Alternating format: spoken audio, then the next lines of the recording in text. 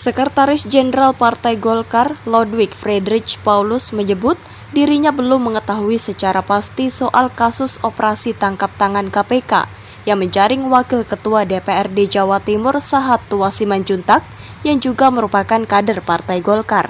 Lodwig mengaku pihaknya baru mendapatkan informasi terkait penangkapan kader partainya itu melalui media sosial dan tak tahu persis mengenai kasus apa yang melibatkan Sahat hingga terjaring OTT KPK.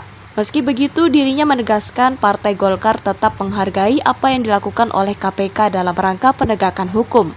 Golkar pun siap membantu Sahat melalui Badan Advokasi Hukum dan HAM Partai Golkar jika yang bersangkutan meminta bantuan.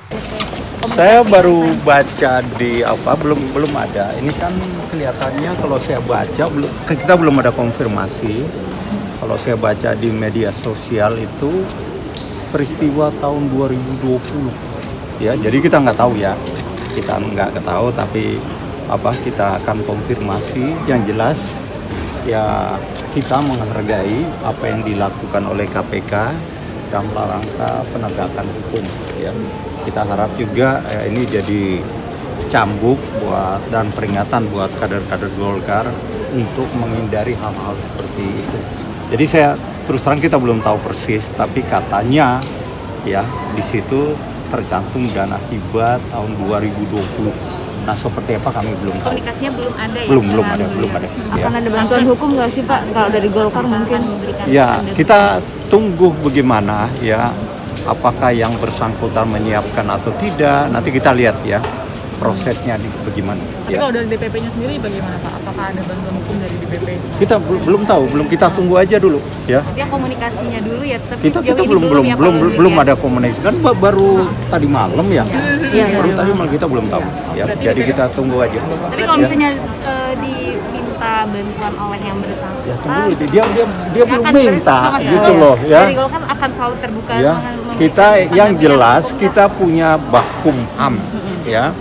Tapi tergantung dari beliau mau minta atau tidak. Biasanya sih yang gini-gini mereka nggak minta. Tapi walaupun DPP akan selalu ada kita punya badan, tapi udah mendingan kita fokus ke persiapan pemilu ini loh Bakum HAM kita. Ya ini juga persiapan pemilu nih Pak, kan dengan adanya kasus OTT ini ya yang walaupun belum diumumkan secara resmi oleh KPK, ini bagaimana dengan Golkar? Apakah ada persiapan yang lebih matang gitu nanti? Sebenarnya ini kita kan saya keliling Indonesia terus terang menyampaikan itu. Mari kita menjaga citra, jangan ada pelanggaran. Saya keliling ya.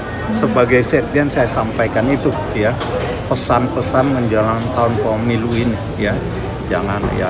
Kalau itu kan terkait dengan citra partai, jangan ada pelanggaran. Baik anggota DPR mungkin pernah nggak yang terakhir saya ulas ada anggota DPRD kita nginjek sopir, ingat nggak di Depok. Nah itu saya bilang yang gitu-gitu saya bilang jangan ya, kita menjaga citra. Nah termasuk hal-hal yang saya katakan belum tahu jelas. Itu saya sedang keliling untuk menjaga itu. Sebagai salah satu bentuk arahan juga ya pada lah itu kami ingatkan terus ya.